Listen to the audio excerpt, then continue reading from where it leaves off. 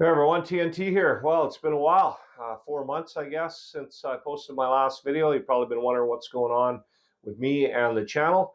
So we'll start with me. 4 months ago, I got sick with the flu, and then I injured my back, and that kind of took me out of the picture for a while.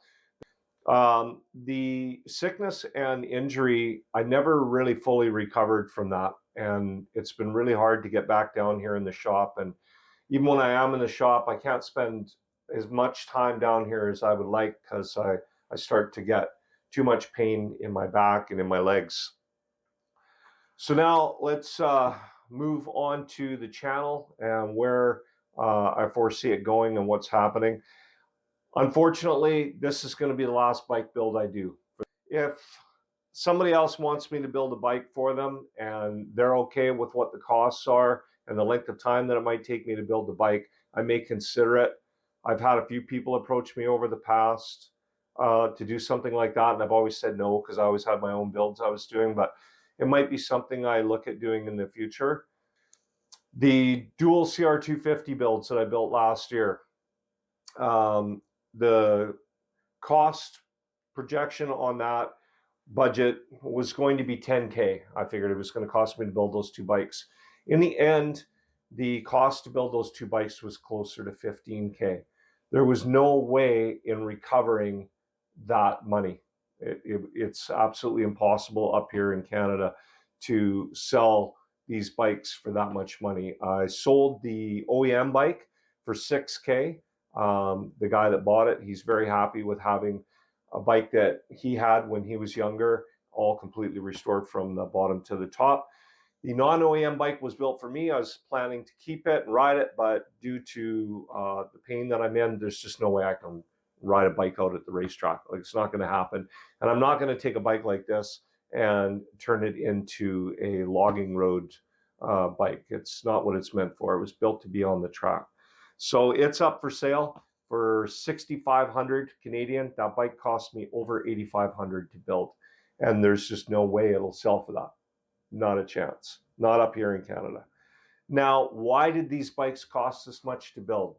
So in the past, parts have been relatively cheap out of the United States. Can't get a lot of parts here in Canada. Not enough of these bikes were sold here, and most of my parts I have to purchase from the United States or restore myself.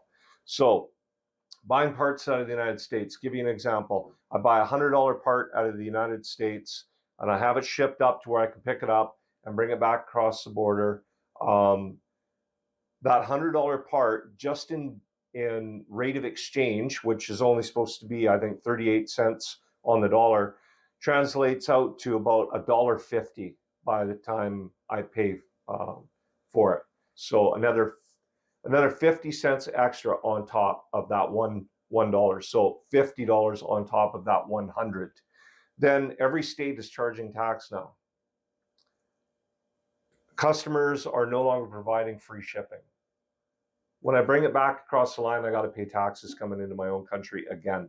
So that $100 part, in some cases, at the absolute low end, is $170 by the time I bring it back into the country. At the high end, it winds up being $200. And that just doesn't work. I'm not able to put those costs onto a future buyer of my builds. It doesn't work at all. If I were to get the parts shipped directly into Canada, it's even worse. $100 part that I buy down there, by the time I get up here, is going to be $220 to $250.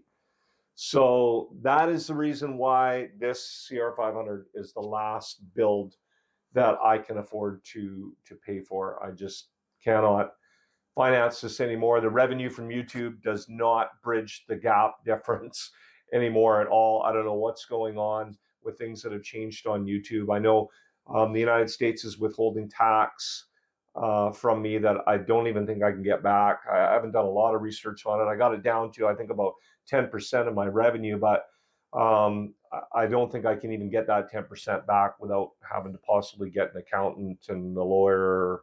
All right, so after the CR500 restoration, there will be content provided on the channel, but it'll probably be more like somebody sending me their parts and me restoring or vapor honing them, and then I'll post a video online to show the process and show other people what they can do with their own parts. But yeah, there won't be any more bike builds in the near future unless something changes with the financial part of the channel and the current rate of exchange for the Canadian dollar and the resale of these bikes.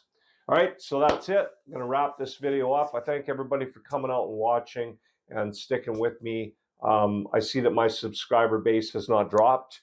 It's actually gone up a little bit, which makes me happy. And all right, so I will catch you all next video on the 1987 CR500 build.